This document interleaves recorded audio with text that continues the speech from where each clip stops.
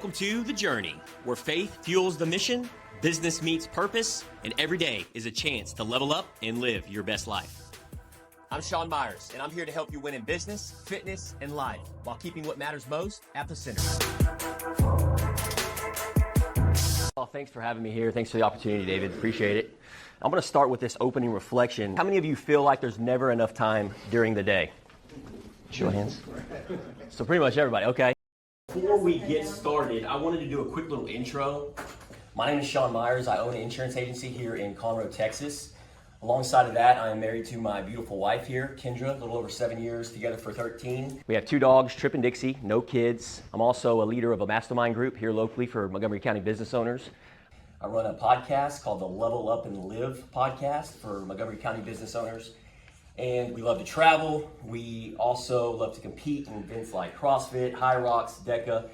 The way I look at it is it's tough, it's grit, and that's just life. We're talking about time management, and we're gonna go right into the process, which is planning and controlling how you spend your time to increase effectiveness, efficiency, and productivity, encompassing work, social life, and personal commitments. Now notice it didn't just say business. It also says social life and personal commitments. So a lot of times we drain our energy, at least I have, building a business and just managing our personal task in just that work. So time management is all areas of life. If y'all don't mind, take a second. I want you to take 30 seconds and write down right below that opening reflection, briefly explain why you feel that way for those that raise their hand. My goal is to help provide one tip, one piece of advice that you can take away and apply in your personal and business life today. I wanted to give some tips for effective time management. So the first one is identifying priorities. What's important, what's not important. You want to identify which tasks are most important. For instance, if you have kids, if you have a business, it's all about priorities because where focus goes, energy flows. Avoid multitasking. So this is another big one. I've heard so many individuals and business owners like, oh, I'm wearing 15 different hats. There's no wonder why we feel overwhelmed. It's because we're wearing 20 different hats. I'm a big believer in, and this made the biggest difference in my life the last 3 years in this transformational journey, is focusing on one thing and then going to the next thing and not trying to do 15 different things all at one time. Try to avoid that multitasking. Minimize distractions. Right now, who's on social media right now? Who's texting somebody else right now? Who's on a phone call? Anybody? No. Minimize those distractions. Right now, I'm focused right here. Learn to say no. How many people in here are recovering people pleasers? I used to be. I used to be. Interesting. In transition, okay. So learn to say no. Don't overcommit yourself. Learn to decline the requests that negatively impact your ability to meet your priority. That is a big one. That is a hard pill to swallow because when you focus on your priorities and what fills your tank, that's how you're able to pour in more into other people. Use time management tools. Guys, there's so many AI tools. There's so many tools nowadays. I'm a big component of calendars. It's such a big one. Show me your calendar and I'll show you your priorities. Tools like schedule tasks. There's also reminders and track your progress. Take breaks, okay? So this is a big one. Daniel, I think you had mentioned this, 20-minute nap. Hey, I get it, man. Reset that mind so you can refuel yourself, so you can focus and reduce burnout. Delegate when possible. This is a huge one. Delegation. If tasks can be done by somebody else, delegate them to free up your time. Let me ask you a question. Who thinks I did this presentation in Canva today? I didn't do it. My wife did it. My wife designed the presentation. I delegated that to her. So instead of me spending 60 minutes on something that depletes my energy, I delegated it to her. So delegation when possible. Create structured daily routine. So morning routines. I was actually talking to Cassie about this. Morning routines and evening routines. Set yourself in a rhythm on a weekly basis. This is how you get to living the life that you want to live. This is how you get to designing the life that you want to live, is by a rhythm. Morning routine, evening routine, and even during the day. And then review and adjust. Guys, we evolve as human beings. Some of us are in our teens and some of us are in our 60s and 70s. A life evolves over time. We go through seasons of life. So you always have to be evaluating your time management strategies and make adjustments. So I want you to go to step 1 there. This is the time audit exercise. So what I want you to do right there, as you see, list 5 to 10 common tasks you do in a typical week on step 1. And assign a value category to each. So as you see there, you've got a $10, $100, $1,000, or a $10,000 task. Okay, so I want you to list 5 to 10 tasks and then assign a dollar value for each one of those. For instance, so if I send an email today and it's just basically just sending an email to on a follow-up, to me that's going to be a $10 task. I can get an admin or an executive assistant to send that email to that person. So go ahead and I want you to take about a minute to write down 5 to 10 common tasks and put the value beside it. So step 1 on stop doing the work. So 3 things, 3 pillars. Has anybody ever heard of the audit, transfer, fill when delegating? So you want to audit your time, which is what you do in the exercise that we're doing right now. So identify time wasting tasks, which is what you're doing, the common tasks that you typically do during the week. So this would be, in my opinion, as business owners, a $10 task is something you probably don't need to be focusing on. In my opinion, you need to be doing $100,000, $10,000 task, okay?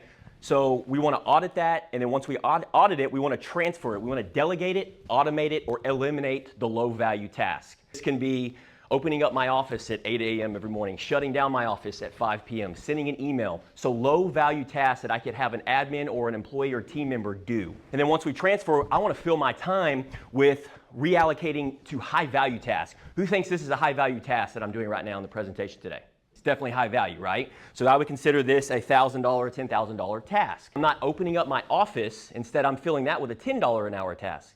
There is a pain line. I talk about this, embracing the suck and finding that pain line in your business. And I've talked to a lot of you behind the scenes, and there is a lot of pain going on of I'm doing this task, I'm doing this responsibility. You're trying to fill everybody else's responsibilities and tasks before doing your own.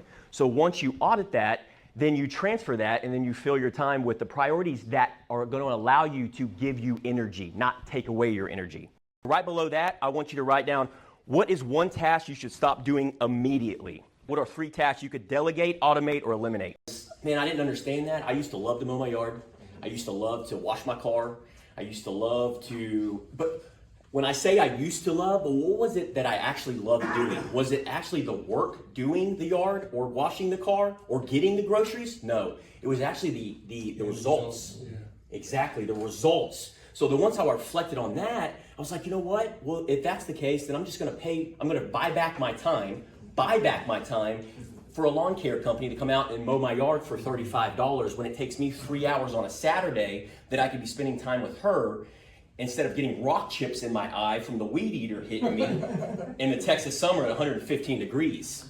So then once I did that and I released that control, because that's what it is too, is that control, man, then I bought back my time. Well, Sean, $60 per lawn, I can go out here and mow it myself. You could, but what could you be freeing up with your time to learn how to 10x that $60 and go make $600?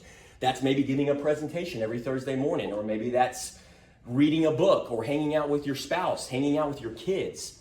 Where are your priorities? Now we're going to roll into step 2, which is calendar control. There's a quick little question there. Do you control your calendar, or does the calendar control you? One of the things that I really want to dive deep on that I feel like I have really been able to execute over the years that I share with a lot of business owners is strategic calendar blocking. Typically what I'll do is I'll do 90-minute time blocks.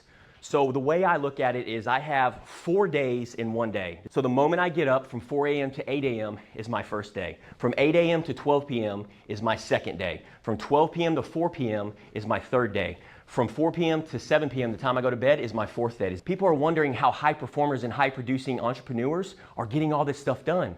It's because they look at their day in time blocks, in strategic time blocks. It takes most people to get done in one day. I'm having 4 days in one day. What I do from 4 a.m. to 8 a.m., that's my miracle morning. Highly recommend it. It's called the Miracle Morning for entrepreneurs and business owners. So it walks you through what's called an acronym of SAVERS, S-A-V-E-R-S. So that's scribing, that's affirmations, that's visualization, that's exercising and reading. So I do all this from 4 to 8 a.m. I also spend time in prayer. So that's my first time block. Well, what does that do for me, Charlie, when 8 o'clock hits and all these challenges and problems and fires to put out and empowering team and presentations come? I'm ready to go, baby. Let's go. So that's that first time block. To 12 p.m. is the time it's time to execute. Presentations, team leadership building, podcast recordings, This is where I'm energetic from 8 to 12. So where is your energy?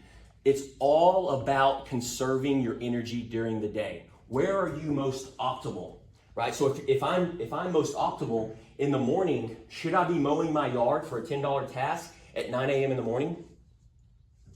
No, exactly. I need to be focused on high priority listed ticket items. So that is time blocking. Right below that is the heck yes filter. The heck yes filter is if it's not a yes, it's a no or a delegate. I want you to list or write down what is one change you'll make to your calendar starting next week. And then right below that, the heck yes filter. So list 2 things you will say no to this week to protect your time. I was talking to a business owner yesterday. This guy's been in business for 25 years in the insurance industry and has done really well for himself. And he told me, he said, Sean, the reason I'm reaching out to you on the strategy call is because I am struggling. I've been in business for 25 years, and I feel like I'm at the call of the Beckham of everybody else, my customers, my family, my friends. Sure, I make $250,000 a year, but I don't have time for myself to fuel my tank. And I could hear in his voice that he was fatigued. He was exhausted. And this gentleman was in his 50s. And he said the number one problem is that he didn't set up his strategic blocking to set up his standard operating procedures, which is his processes, his systems, to remove himself. He did it 15 years ago because he had the energy, he had the time, he had the vitality. But then life happens, right? And then you pick your head up and go, holy smokes, I didn't follow any of this advice that I should have, and I wish I would have, So I like to call it the hit by a bus policy. If we get hit by a bus tomorrow, does the business continue? And in my opinion, if you want to free up your time, buy back your time, you have to replace yourself as soon as possible, because it's not if, but when that happens. We get sick. A mentor once told me, he said, 75% done is 100% because I'm not the one doing it anymore. The way I look at business, my philosophy is that you really own a business if you're the one actually doing all the work, the task, even the $10,000 a day, $10,000 an hour task. And so one of the things you have to be really honest with yourself in that regards is release that control. 75% done is 100% awesome. So my job is to spend that energy training Charlie up to get from 75% to 76%. If I'm a new business owner, Renee, I'm 6 months in, that's a different mindset. I'm automatically thinking about that. The business owners that I've coached, 35 plus of them, every single one of their mindset was, oh, I'll get to it tomorrow. I'll get to it 2 years from now. And guess what? They end up like the gentleman yesterday I talked to on the phone. They never end up getting into it. So the urgency that I'm creating is that where is your mindset? Where is your perspective? Are you thinking like that? Because I'm challenging each and every one of you to think like that, because that's how you buy back your time as a business owner and entrepreneur. Step 3, hiring your way to freedom. So this goes perfectly what we're talking about here. So as you can see there, what is your current hourly rate? So all you simply do is divide your annual income divided by 2,000 hours. So for instance, if you make $100,000 a year, divided by 2,000, $50. So that's your hourly rate. So go ahead and write that down. Right below that, what role should you hire for next to get your time back? Is it an executive assistant? Is it a right-hand man? Is it a salesperson, marketing assistant? I don't hire to grow. I hire to buy back my time. So a lot of business owners out there, they'll hire to just grow. I hire to buy back my time because I want to design the life that I want to live. Until one of the things that I do is if I hire for a role, whether it's marketing or whether it's sales or whether it's for an executive assistant, I'll have a list of job duties and responsibilities and tasks for that individual. And so just to keep it very clear for them, this is what they're going to be doing. This person might need to wear 2 or 3 other different hats. That person will do that until we have the capital, their income, or if we decide we need to buy back that person's time.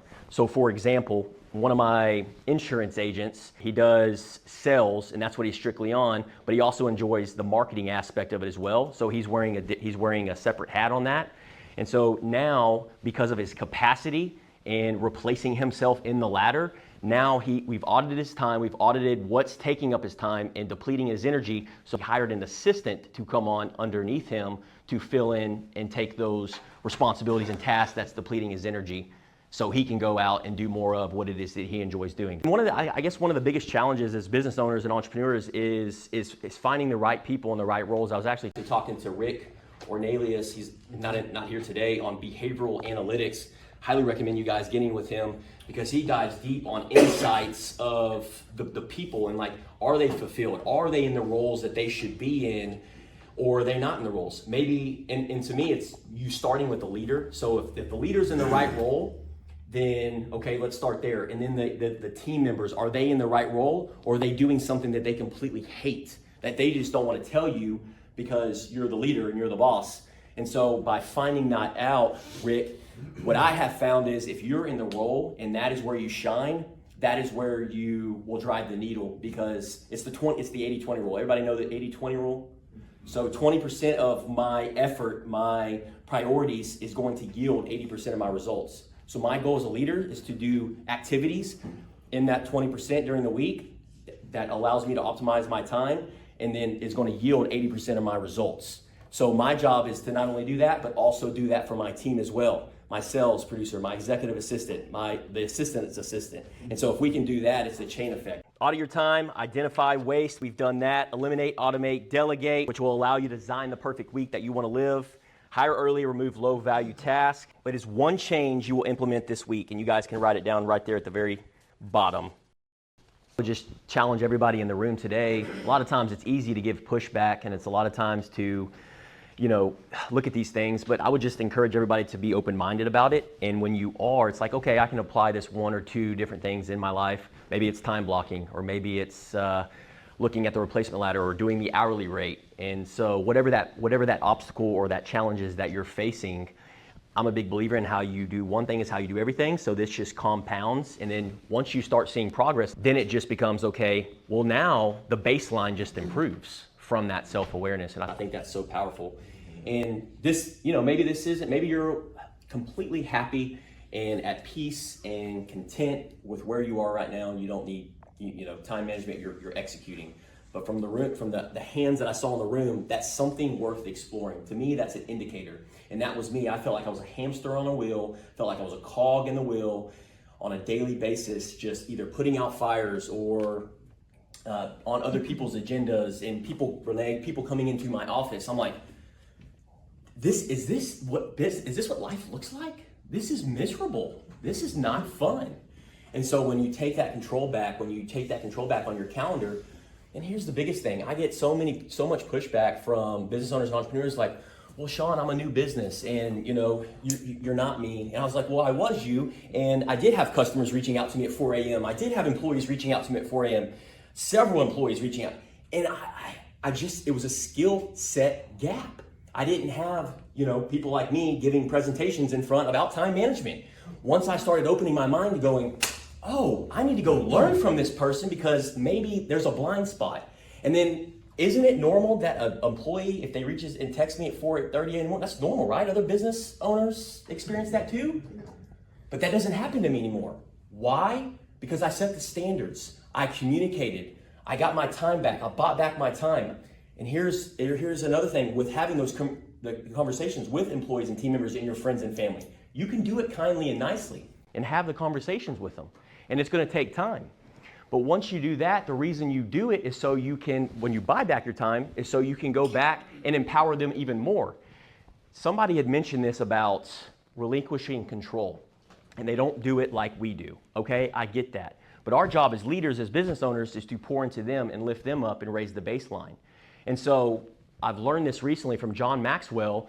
It's easy to empower people, but are you just delegating them? Hey, go do this task, go do this responsibility, or are you empowering them and giving them authority? See, that's what I've realized recently is it changes the game when you not only empower and delegate, but you also give that authority to go and do and make the decisions that you need to make in your business. And so it's drawing those boundaries, it's setting the non-negotiables, and it's communicating that effectively with your team, your spouse, your friends, your family.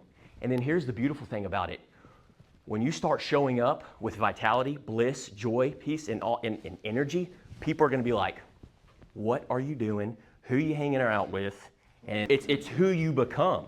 And so your team sees it, your friends see it, your family sees it, everybody around you see it. When you buy back your time, then it becomes, what do I fill my time with? So the weekly design planner that I have, and I go over with my business owners and entrepreneurs, is you get to fill that time with the things that are going to move the needle. If I want to go to get a massage, Charlie, 2 times a week, I can. If I want to go pick up the kids from the school, which is our dogs, I can. If I got to take them to the vet, whatever it may be, but that's what gives me energy. Thanks again for the opportunity today. And if you got value from this, make sure to like, subscribe, and hit that notification bell so you never miss an episode. Also, if you want to dive deeper into winning your time and scaling your business, check out our Level Up and Live Mastermind. Link is in the description. Go plan your week. Let's get after it.